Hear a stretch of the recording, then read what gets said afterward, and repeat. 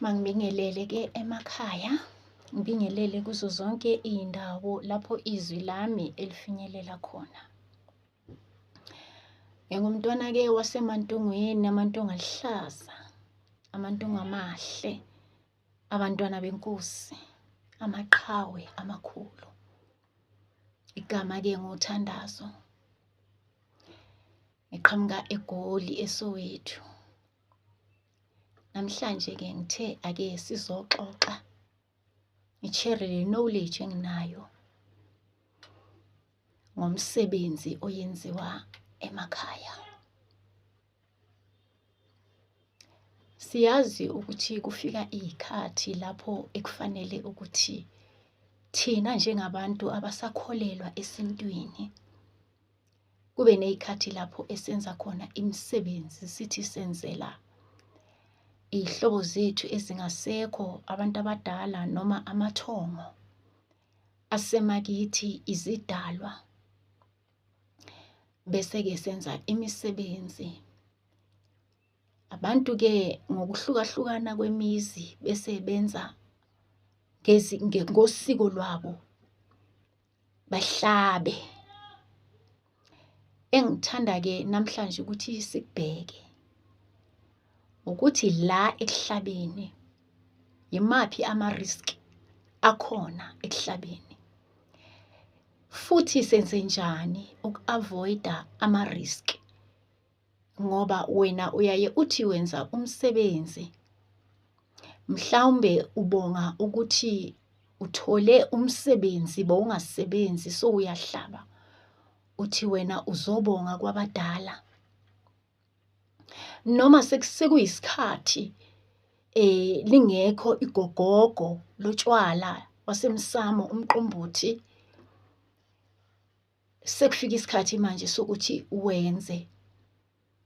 Bese uyahamba wena uyokwenza ungazange ubuze kwabanye. Kwesinye isikhathi utholisakala ukuthi ulwazi awunalo oluphelele. Kanti ngesiZulu bayaye bathi indlela ibuza kwabaphambili. Zinhle futhi izinto mawuzoqala uzenze ukuhambe uyobheka kwabanamanga. Ngoba la ekuhlabeni uchitha igazi. Leli gazi olichithayo liyaye liyibange inkinga. Leli gazi liyaye liyibange inkinga. Ngesinye isikhathi uthola ukuthi maniqeda ukuhlaba ekhaya kube khona abantu abashonayo. Imangale manithi nenza umsebenzi izinto zibe mbheketwane. Manje-ke zikhona izindlela ezokuwenza umsebenzi ngaphandle kokuchitha igazi. Ngoba ake sibhekeni laphana ukuthi uthini uJehova uNkulunkulu ngegazi. Sibheke encwadini yamaLevi 17, chapter 17, verse 7. Uthini uJehova ngegazi? Uthi igazi alidliwa. Uthi yena nginguJehova. Uma ngikhulumile. Igazi alidliwa. Isizathu sokuthi igazi lingadliwa ukuthi umphefumulo womuntu noma wesilwane usegazini. Manje yingakho uJehova engathandi ukuthi sibe sesiba abantu abahlalela ukuchitha igazi. Kusho incwadi, akusho mina. Ngoba mawudla leli gazi ufana nokuthi udla umphefumulo. Uthi uJehova konke lokho kuyisinengiso. Ekudleni igazi, siyakhumbula mesisakhula emakhaya besibona abantu abadala bethi kunale nyama legazi leli elonyiswayo, angisazi nokuthi konje libizwa ubende, bese liyawoswa bese liyadliwa. Kodwa namhlanje sithola umbhalo usitshela ukuthi uJehova uthi singalidli. Kulungile umuntu uma enza ngosiko lwalapha eqhamuka khona, ehlabe isilwane, ekwenze lokho njengokwesiko lakhe. Kodwa akushoyo la esikhulumayo la namhlanje nokushiwo uJehova uthi masingalidli igazi ngoba umphefumulo usegazini. Ekuphileni sowulichithile igazi. Leli gazi liyaye lidonse njengoba sesishilo ukuthi kuyaye kube khona uma wenzile umsebenzi wahlaba ungazange ube nolwazi kunenazinto oke wahamba wayozibheka,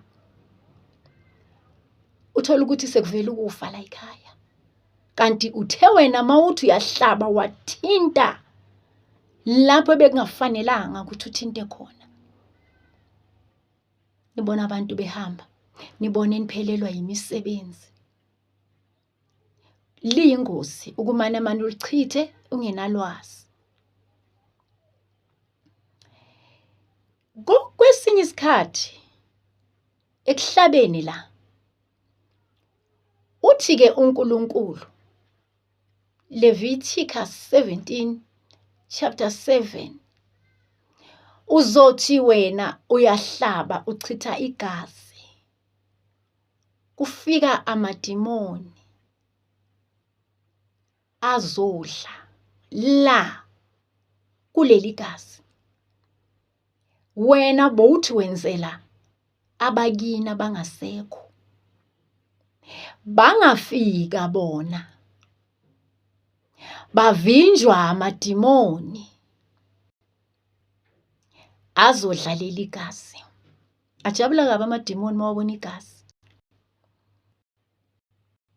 La ekuhlabeni kukhona ubungozi beyihlobo zethu ezinyonyobayo ziyothatha lokhu kwangaphakathi kwesilwane enikubeka emsamo, zimosheke izinto kuze kube ngathi umsebenzi azange wamukeleke abadala bala ekhaya, kanti kufike umthakathi wala ekhaya. Ngithi ngiyayibona, dala besazi ukuthi kukhona abakuthathayo ngaphakathi kwesilwane, bagange baphendula abadala, baphendula izidalwa, benza ukuthi izinto zenu zingalungi ngey'ndlela zabo-ke abazaziyo ukuthi benze njani. Bagcine bebona ukuthi abantu sebeyazi ukuthi kuthathwa imiswane le isetshenziswe, kuthathwe lokhu kwangaphakathi kuyovalwa kwenziwe imisebenzi yobumnyama. Bebona ukuthi abantu manje sebanakekela kunakuqala.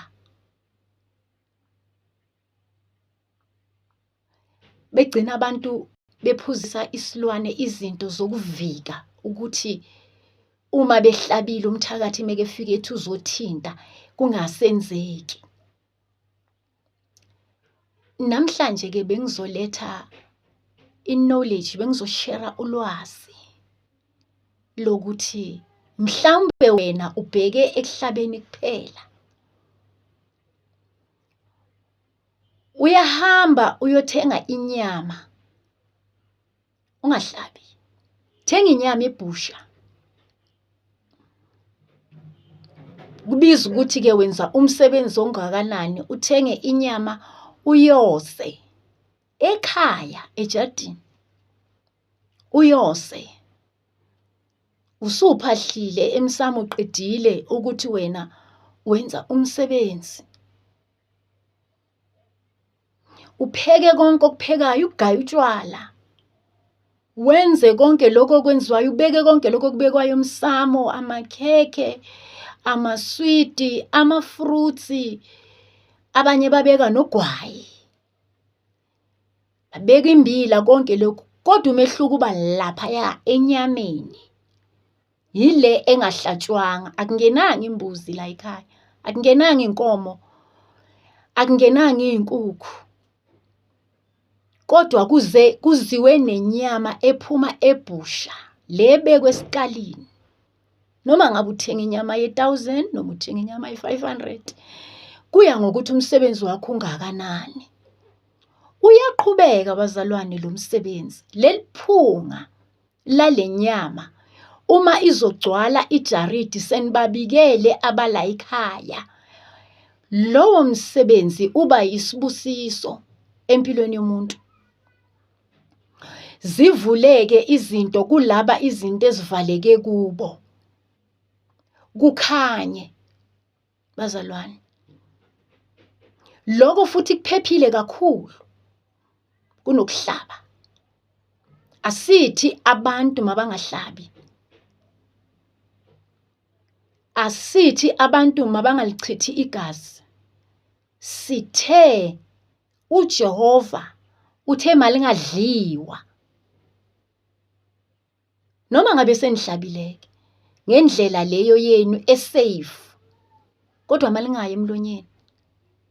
Alidliwa bazalwane igazi, kusho uJehova, kusho izwi. Manje kuze isintu sethu njengoba singabantu sigcina isintu sethu, singeke size sikubalekele ngoba sesithe siyakholwa singamaKristu. Sikhulumile kaningi ukuthi sinayo i-background. Umsebenzi ke awugcini ngokosa inyama kuphela. Okunye okusizayo okwenza ukuthi ungalibelwe njalo nenza imisebenzi.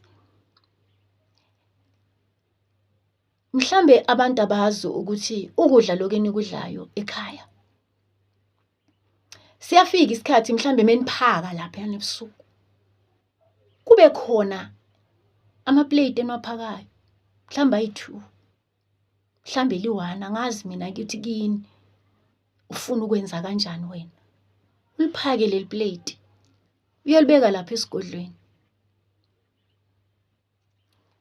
Lento uthola ukuthi uyenza every day. Ekseni lokudla lokhu makunabantwana uyabanika bayakudla. Lento isiza ekuthaneni ungabi umuntu okuthiwa njalo kunesikweletu onaso dala wagcina ukubapha ekhaya. Ngesinye isikhathi noma mhlambe uthola ukuthi iChristmas nina niyadla kamnandi amasaladi, bekani phela nalapha emsamo amakhekhe lawa ukudla lokhu enikudlayo nani niqale ngokuhambisa khona kuqala. Nithi nina ni-celebrate senihambisile laphana emsamo ukudla lokhu kwasemsamo. Lokhu kuyasiza kakhulu ukuthi kungalibele kuthiwa ayi sebomile, hayi sebalambile. Kuyasiza kakhulu. Mhlambe bowungakudelela wena ukuthi mawenze itiya ulifaka ubisi, ubeka amakhekhe, uyalibeka lapha emsamo. Kungenamsebenzi, unga-inviteanga muntu. Angithi wena unesigodlo, uyazazi wena ngithi ukuthi umuntu onomoya la ekhaya. Lesigodlo esila ekhaya simiswe wuwe. Akufike kuwe ngelinye ilanga ukuthi ake ngenze itiya ebese nginamakhekhe ngiyobeka lapha emsamo. Kusasa ebabiza abantwana bayadla. Angithi nayibona le ndaba. Ziningi izindlela zokwenza ithebe. Ungalindi ukuthi uzofuna ukuba nemali yenkomo ungenayo. Kodwa ke mhlazane ke sowunayo imali yokwenza umsebenzi omkhulu uyakwenza. Mara abantu maba-avoid uvela umuntu enza umsebenzi athi mhlambe ngoba ngitsheliwe nasesontweni abathandazi bake bangithintela ukuthi mangenze umsebenzi, uvela uwenze. Kufanele ukuthi unakekele mawuzokwenza. Qala ubheke ukuthi uzohamba kahle na, wenza kanjani. Isifundo sanamhlanje bekuwukuthi inyama uyayosa iwukudla nakho kwabadala la ekhaya. So la kunuke njengoba sithi utshwala kufuneka iphunga lomqombothi nenyama uyayinukisa ijaridi lonke. Ngicela ukuma lana-ke namhlanje. Cela iNkosi ithele umusa abazalwane emakhaya. Amen.